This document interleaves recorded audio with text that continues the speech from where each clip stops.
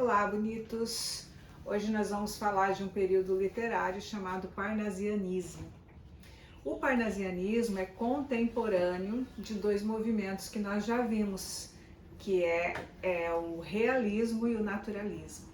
Enquanto o realismo e o naturalismo se preocupavam com o que estava acontecendo no mundo e a partir daí traziam uma reflexão para o seu leitor, o parnasianismo ficava à margem dessa realidade.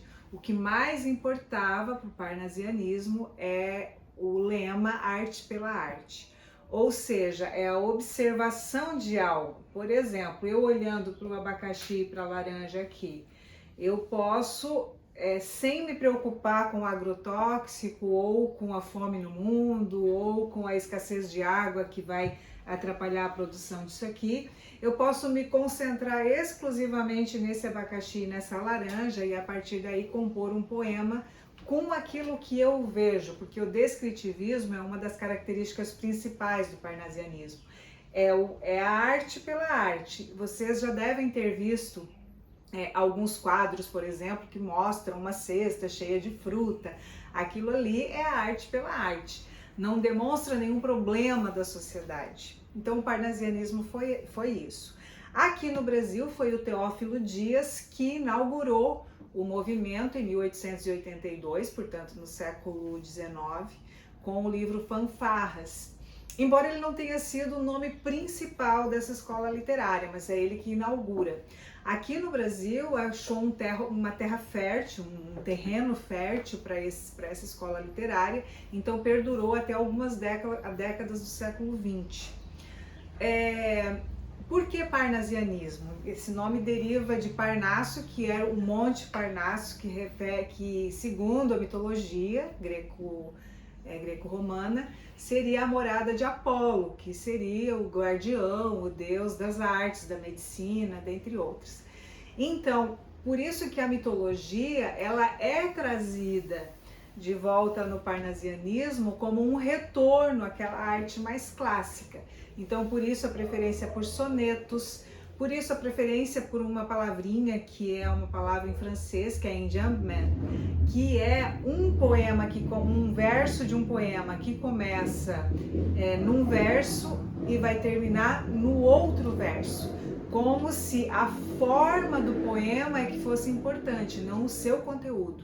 Então o parnasianismo ele dá muito mais valor à forma, como é escrito, como é colocado, do que ao conteúdo. Então o preciosismo vocabular é grandemente abraçado nesse momento. Então não é uma poesia que você vai ler e de repente não vai precisar recorrer a outras leituras para entender as palavras, por exemplo. Há aí uma tríade parnasiana, uma tríade de poetas brasileiros, que é o Olavo Bilac, o Raimundo Correia e o Alberto Oliveira.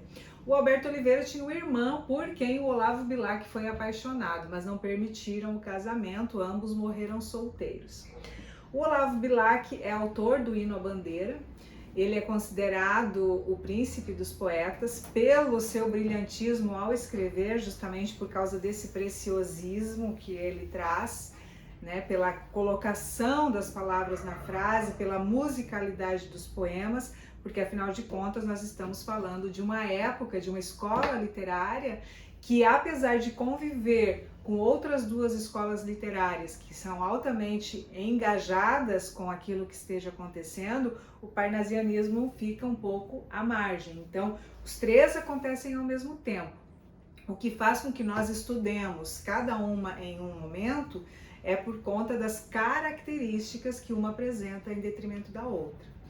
Dizem alguns historiadores que os poetas parnasianos eles queriam estar tão puros, tão limpos na sua essência para poder escrever, porque eles escreviam como se aquilo fosse realmente um ofício, né? Era lapidar um poema, não era simplesmente jogar ao acaso.